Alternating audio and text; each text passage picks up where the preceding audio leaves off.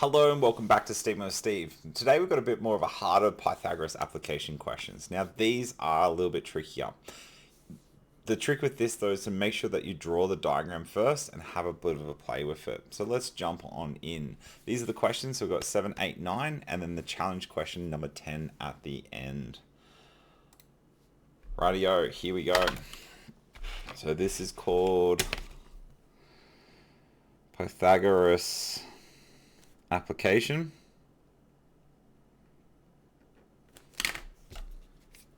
And I'm going to highlight that. And we're going to do question number 7. A 100-meter radio mast is supported by 6 cables and 2 sets of 3 cables. They are anchored on to the ground at equal distance from the mast. The top set of the 3 cables is attached to a point 20 meters below the top of the mast. Each cable is in the lower set of 3 cables is 60 meters long. So each cable is 60 meters long and attached to the height at 30 meters above the ground. If all cables have to be replaced, find the total length. So let's draw a little cross section here quickly. So here's the mast and it's 100 meters high. So from the top down the bottom, you've got 1 cable that anchored to the ground at equal distances from the mast. The top set of the 3 cables are attached 20 meters below the top, so it's down here, and this is going to be at 80 from here to here.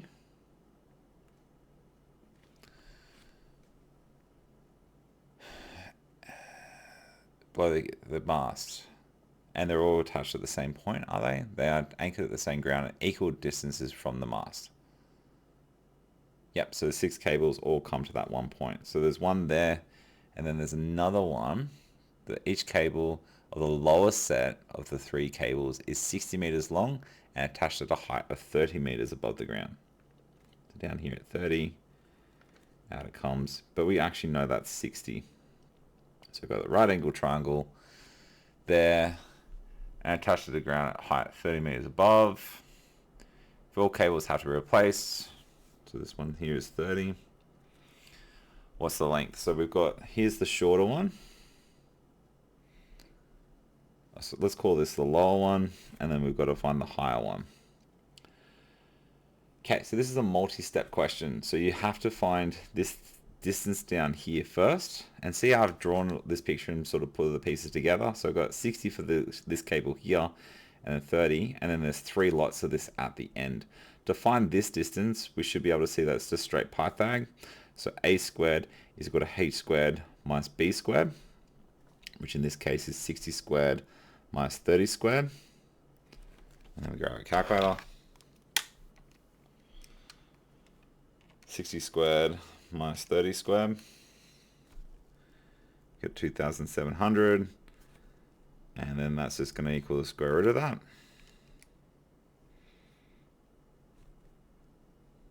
And I'm going to leave it in that form actually, because that's going to make it easier when we do other calculations. So this area down this length down the bottom, we're going to call that x, and go x there. Then we have that, and we want to find the height. So we've got 80, and then this distance here. So the higher one squared, let's go with the rule, is equal to a squared plus b squared, and then we fill in what we know. So we know that's 80 squared plus the square root of 700 all squared. So 80 squared is 6,400 plus 2,700. Notice that's why I didn't use that. So because we're using the exact value, and then we go 6,400 plus 2,700 equals 9,100, and the higher one is equal to 91 square root of that. So we go square root of answer, and we get 95 meters, 0.39 meters. Now what do we need to round it to 2 decimal place? So what I'm going to do is I'm going to leave that in the calculator. And we know h now is 95.39 plus the 60, so I can add on 60. But then there was 3 lots of that all together. So the total distance of 1 is equal to 95.39 plus the 60, which equals 155.39 meters. And the distance of 3 lots equals 155.39 times 3. So you get 466.18 meter. Notice that I didn't round until right at the end. That's a hint here. Because sometimes if you rounded back here, the error would carry through and it would be slightly off. Which in an exam, honestly, I probably wouldn't mark down, but it's just interesting to know. But it's also faster if you keep the exact values all the way through. Righto, 8A. So we've got a circle, a particular circle for a radius of 2 centimeters. AB is the diameter, C is a point on the circumference, angle ACB is a right angle, the chord AC is 1 centimeter in length. Draw a triangle ABC as described and mark all the important information. So hopefully, because we know vertices, this won't be so overwhelming. So we draw a really dodgy circle. And we know we're going from A to B across there.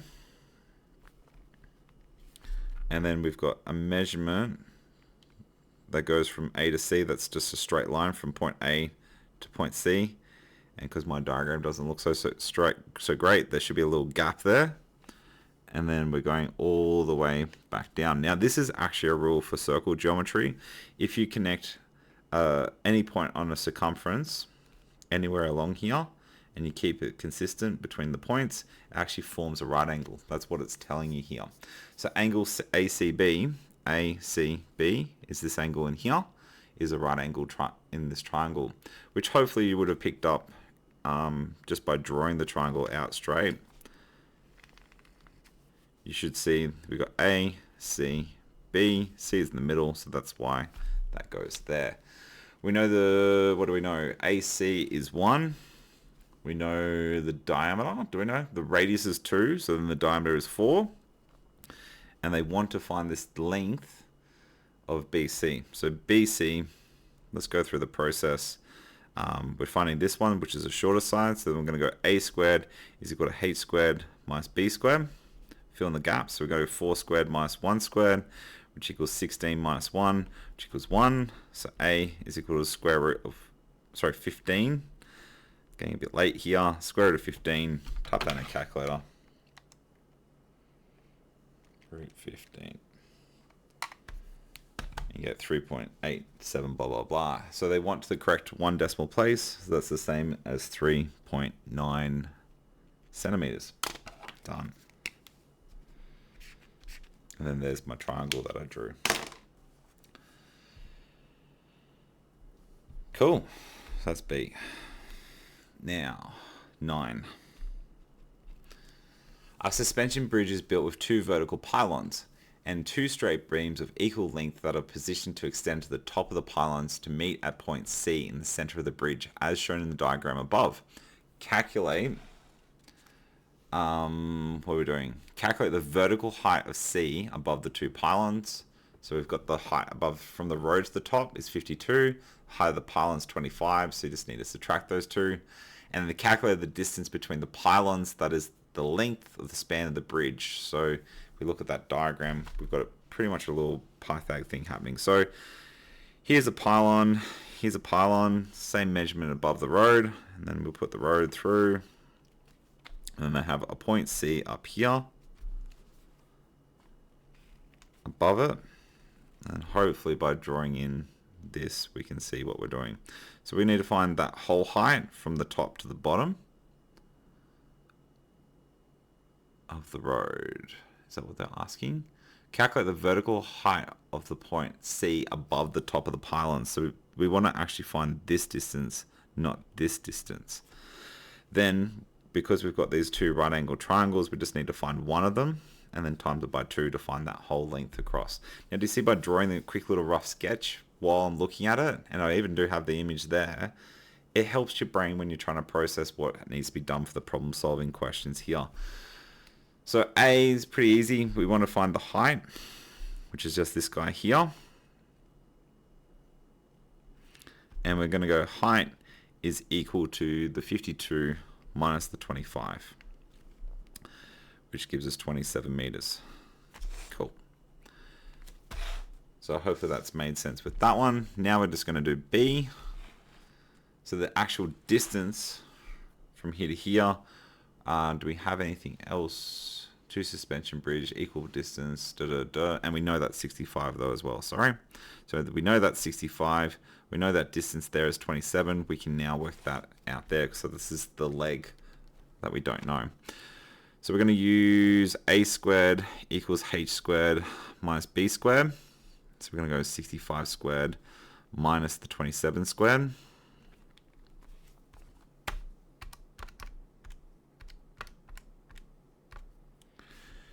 Equals 3,496.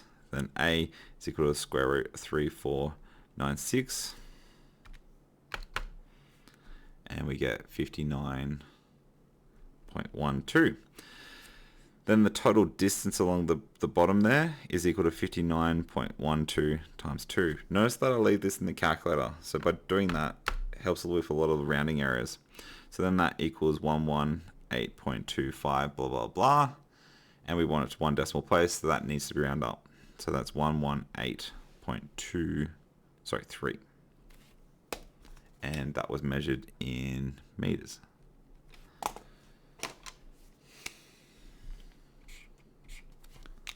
Cool. 10. Here we go. A little bit harder. So two circles with a radius of 10 centimeters and 15 centimeters respectively are placed inside a square. Find the perimeter of the square to the nearest centimeter. Hint, first find the diagonal length of the square using the diagram on the right. Here we go. So we've got a square-ish that looks like that. You've got a bigger-ish circle here. And then a smaller-ish circle here. And then you've got a radius that goes through there, all the way through the two radiuses to the center. So there's a radius there, there, and they put in the dotted lines. What do we need to do? So do we need, what did they say was the hint? First find the diagonal length of the square using the diagram on the right. So how do you go from here all the way through?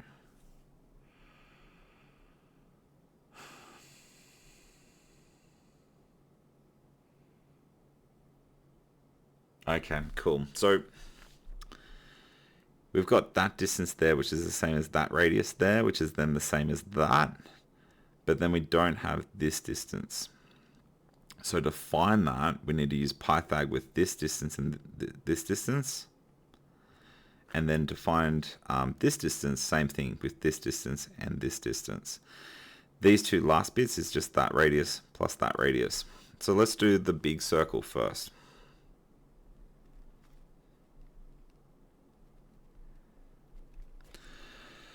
So to find that distance there, we need to use the radius of the bigger circle, which was 15. I'm going to go radius equals 15. Here we go. So we're going to go h squared equals a squared plus b squared. So equals 15 squared plus 15 squared.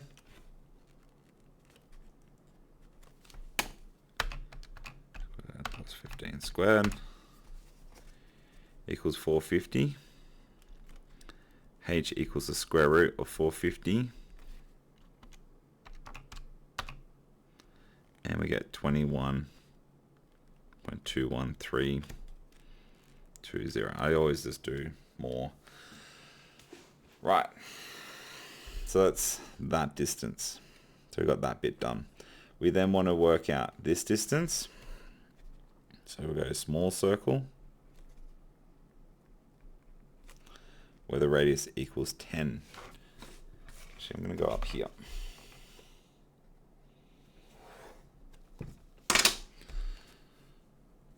Small circle, radius equals 10.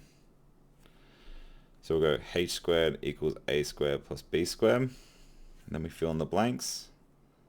So we're going to go 10 squared plus 10 squared, which equals 100 plus 100. Which was 200.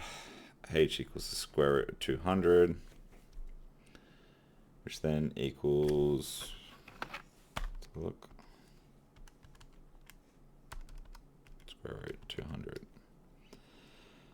14.1421, blah, blah, blah. So that's that distance. So the diagonal length then is equal to the 21.21 plus the 14.14.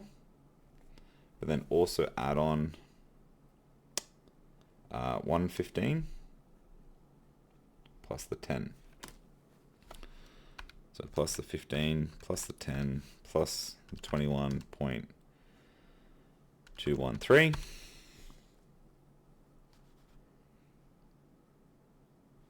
And we get 60. So then that distance equals 60 for the diagonal is 60.35. Now the question's asking find the perimeter of the square to the nearest centimeter. So we've got that whole distance there. And because it's a square, this side and this side is going to be the same. So we can write this rule. So the distance squared is equal to x squared, for x is in, plus x squared, right? So then we could also write that the same as d squared is equal to 2 lots of x squared. And we know d squared is 20, we can sub in a value now, so we can go 60.35 is equal to 2x squared. Then we can divide this side by 2, divide this side by 2, so we get x squared is equal to that divided by 2. So then we get 30.1775. And then x equals the square root of 30.1775. So then we get 5.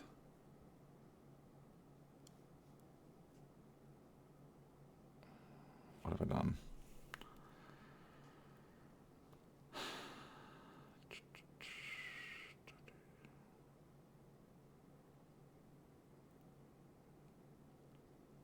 Oh, d squared, sorry. Yeah, my bad. So it's 60. And notice how I saw that was wrong. So I saw a 5 and the distance of the diagonal was 60. So that straight away was not quite so right. So 60.5 squared is equal to 2x squared. So let's go again. 60.35 squared equals that. So we got 3,642.12 is equal to 2x squared. Divide that by 2, divide that by 2. Then we get x squared equals, divide that by 2, 1821.06. So x then equals the square root of 1821.06. So we square root the answer, and then that looks better. So we got 42.67. And then that was measured in centimeters. And then that's just one of those sides. So then the perimeter is then equal to 4 lots of x, because we're going to add those sides together. Or we could say x plus x plus x plus x, but let's just do 4 times that. So 4 times 42.67. So we're going to times this by 4. And then we get 170.69. And then the question was asking to the nearest centimeter. So then this would be the same as 171 centimeters.